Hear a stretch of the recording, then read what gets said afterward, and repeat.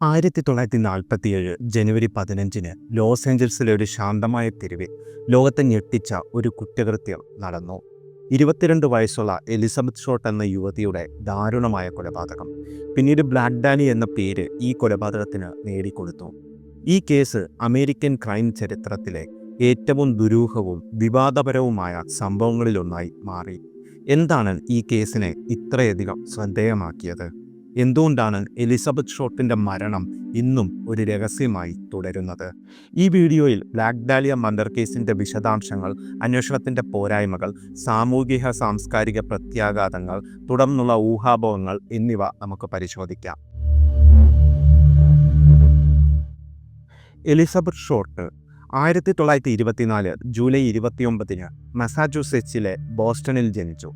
5 പെൺമക്കളിൽ മൂന്നാമത്തവളായിരുന്നു അവൾ. അവരുടെ കുടുംബം സാമ്പത്തിക പ്രതിസന്ധികളെ തുടർന്ന് പലതവണ ദുരിതമനുഭവിച്ചു.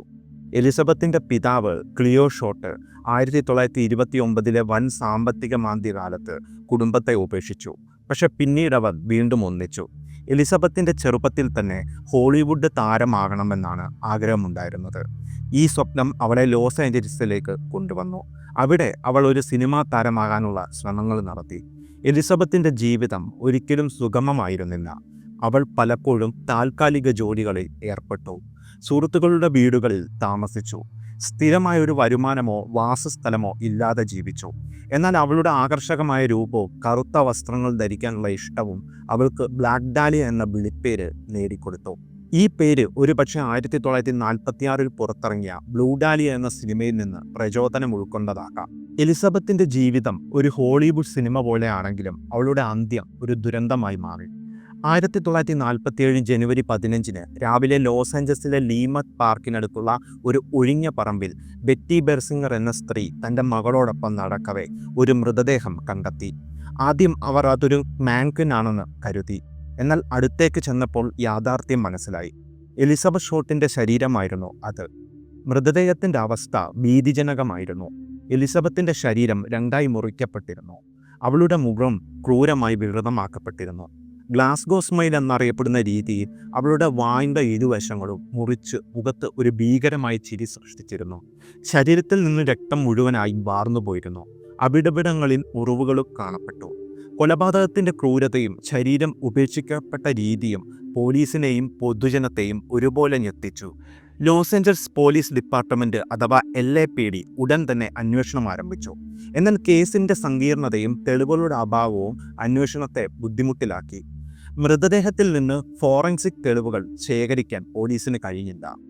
ശരീരം വൃത്തിയാക്കപ്പെട്ടിരുന്നതിനാൽ വിരലടയാളങ്ങളോ മറ്റ് തെളിവുകളോ ലഭിച്ചില്ല. അതിനിടെ മാധ്യമങ്ങൾ കേസിനെക്കുറിച്ച് വൻതോതിൽ റിപ്പോർട്ട് ചെയ്യാൻ തുടങ്ങി. ബ്ലാക്ക് ഡാലിയ എന്ന പേര് പത്രങ്ങളിലൂടെ പ്രചരിച്ചു. എലിസബത്തിൻ്റെ ജീവിതം സെൻസേഷണലായി ചെയ്യപ്പെട്ടു. പല പത്രങ്ങളും അവളെ ഒരു സ്വതന്ത്ര ജീവിതം നയിച്ച യുവതിയായി ചിത്രീകരിച്ചു. ഇത് അവരുടെ കുടുംബത്തിന് വേദനാജനകമായിരുന്നു. മാധ്യമങ്ങളുടെ ഇടപെടൽ അന്വേഷണത്തിന് ഗുണത്തേക്കാൾ ദോഷമാണ് വരുത്തിയത്. പലരും കുറ്റം സമ്മതിച്ച് പോലീസിനെ സമീപിച്ചെങ്കിലും അവരിൽ ഭൂരിഭാഗവും പ്രശസ്തിക്കായി വ്യാജ കുറ്റസമ്മതങ്ങൾ നടത്തിയവരായിരുന്നു.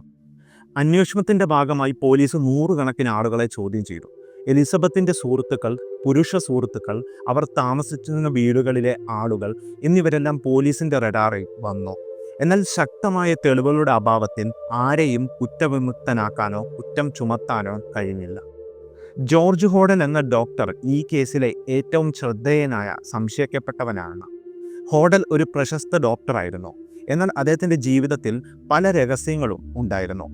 1949 ഹോഡലിൻ്റെ മകൾ താമറ തൻ്റെ പിതാവ് എലിസബത്തിൻ്റെ കൊലപാതകവുമായി ബന്ധപ്പെട്ടിട്ടുണ്ടെന്ന് ആരോപിച്ചു. ഹോഡലിൻ്റെ വൈദ്യശാസ്ത്ര പരിജ്ഞാനം കൊലപാതകത്തിൻ്റെ രീതിയുമായി ബന്ധപ്പെടുത്തി പോലീസ് സംശയിച്ചു. എന്നാൽ ഹോഡലിനെതിരെ ശക്തമായ തെളിവുകൾ ലഭിക്കാത്തതിനാൽ അദ്ദേഹത്തെ അറസ്റ്റ് ചെയ്യാൻ കഴിഞ്ഞില്ല. മറ്റൊരു സംശയിക്കപ്പെട്ടവൻ വാൾട്ടർ ബെയ്ലി ആയിരുന്നു, എലിസബത്തിൻ്റെ ഒരു ആൺ സുഹൃത്ത്. എന്നാൽ അവനെതിരെയും ശക്തമായ തെളിവുകൾ ഉണ്ടായിരുന്നില്ല. കൂടാതെ കേസിൻ്റെ ഭാഗമായി പല വ്യക്തികളും സ്വയം കുറ്റം സമ്മതിച്ചെങ്കിലും അവയെല്ലാം വ്യാജമാണെന്ന് തെളിഞ്ഞു. ബ്ലാക്ക് ഡാലിയ കേസ് 1940-കളിലെ അമേരിക്കൻ സമൂഹത്തിലെ ഒരു പ്രതിഫലനമായിരുന്നു. ഈ കാലഘട്ടത്തിൽ ഹോളിവുഡ് ഒരു സ്വപ്ന നഗരമായി കണക്കാക്കപ്പെട്ടിരുന്നു. എന്നാൽ അതിന് മറ്റൊരു ഇരുണ്ട വശങ്ങളും ഉണ്ടായിരുന്നു. എലിസബത്ത് ഷോർട്ടിൻ്റെ ജീവിതം സ്വപ്നങ്ങൾ പേരി ഹോളിവുഡിലെത്തിയ പല യുവതികളുടെയും യാഥാർത്ഥ്യത്തെ പ്രതിനിധീകരിച്ചു. കേസിൻ്റെ മാധ്യമവൽക്കരണം സ്ത്രീകളോടുള്ള സമൂഹത്തിൻ്റെ കാഴ്ചപ്പാടിനെ വെളിവാക്കി. എലിസബത്തിനെ സ്വതന്ത്ര ജീവിതം നയിച്ച ഒരു സ്ത്രീയായി ചിത്രീകരിച്ചത് അവരുടെ മരണത്തിന് അവർ തന്നെ ഉത്തരവാദിയാണെന്ന് സൂചിപ്പിക്കുന്ന തരത്തിലായിരുന്നു. ഇത് ആ കാലഘട്ടത്തിലെ സ്ത്രീവിരുദ്ധ മനോഭാവത്തിൻ്റെ ഒരു ഉദാഹരണമാണ്. ബ്ലാക്ക് ഡാലിയ കേസ് പരിഹരിക്കപ്പെടാത്തതിനാൽ ഇതിനെക്കുറിച്ച് പല ഊഹാപോഹങ്ങളും ഉയർന്നു വന്നു. ചിലർ ഈ കൊലപാതകം ഒരു സീരിയൽ കില്ലറുടെ പ്രവൃത്തിയാണെന്ന് വിശ്വസിച്ചു. 1940കളിൽ ലോസ് ഏഞ്ചൽസിൽ സമാനമായ മറ്റു കൊലപാതകങ്ങൾ നടന്നിരുന്നതിനാൽ ഈ സിദ്ധാന്തത്തിന് ശക്തി ലഭിച്ചു. മറ്റു ചിലർ ഈ കൊലപാതകം ഒരു വ്യക്തിപരമായ വൈരാഗ്യത്തിൻ്റെ ഫലമാണെന്ന് കരുതി. ജോർജ് ഹോഡലിനെ കേന്ദ്രീകരിച്ചുള്ള സിദ്ധാന്തം ഇന്നും ഏറെ ചർച്ച ചെയ്യപ്പെടുന്നു. 2003 ഹോഡലിൻ്റെ മകൻ സ്റ്റീവ് ഹോഡൽ ബ്ലാക്ക് ഡാലിയ അവഞ്ചർ എന്ന പുസ്തകം പ്രസിദ്ധീകരിച്ചു. അതിൽ തൻ്റെ പിതാവാണ് കൊലയാളിയെന്ന് അവകാശപ്പെട്ടു. എന്നാൽ ഈ ആരോപണങ്ങൾ തെളിയിക്കാൻ ശക്തമായ തെളിവുകൾ ഉണ്ടായിരുന്നില്ല. ബ്ലാക്ക് ഡാലിയ കേസ് ഇന്നും പരിഹരിക്കപ്പെടാത്ത ഒരു രഹസ്യമാണ്. എലിസബത്ത് ഷോർട്ടിൻ്റെ മരണം ക്രൈം ചരിത്രത്തിൽ ഒരു ചോദ്യചിഹ്നമായി തുടരുന്നു. ഈ കേസ് പോലീസ് അന്വേഷണത്തിൻ്റെ പരിമിതികളെ, മാധ്യമങ്ങളുടെ ഉത്തരവാദിത്തമില്ലായ്മയെ, സമൂഹത്തിൻ്റെ മനോഭാവത്തെ എല്ലാം തുറന്നു കാട്ടുന്നു. എലിസബത്ത് ഷോർട്ടിൻ്റെ ജീവിതവും മരണവും ഒരു ദുരന്തകഥയാണ്. അവർ ഒരു സ്വപ്നം തേടി ഹോളിവുഡിലെത്തി. എന്നാൽ അവിടെ അവർക്ക് കാത്തിരുന്നത് ഒരു ദാരുണമായ അന്ത്യമായിരുന്നു. ഈ കേസ് ഒരു വ്യക്തിയുടെ മരണത്തിനപ്പുറം ഒരു കാലഘട്ടത്തിൻ്റെ ഇരുണ്ട മുഖത്തെ പ്രതിനിധീകരിക്കുന്നു. ബ്ലാക്ക് ഡാലിയ മർഡർ കേസ് ഒരു കുറ്റകൃത്യത്തിൻ്റെ കഥ മാത്രമല്ല, അത് മനുഷ്യ മനസ്സിൻ്റെ ഇരുണ്ട കോണുകളിലേക്കുള്ള ഒരു യാത്രയാണ്.